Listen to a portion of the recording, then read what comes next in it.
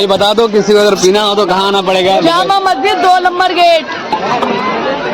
इधर ही मिलेगा मगर, इधर इधर इधर इधर इधर इधर इधर इधर इधर मोहब्बत में मोहब्बत में मोहब्बत में। चलो हाथ मिला या फिर मिलते हैं कभी, ठीक है इंशाअल्लाह। अस्सलाम वालेकुम। मेरा चैनल का नाम सईद रहमान क्रिएटर।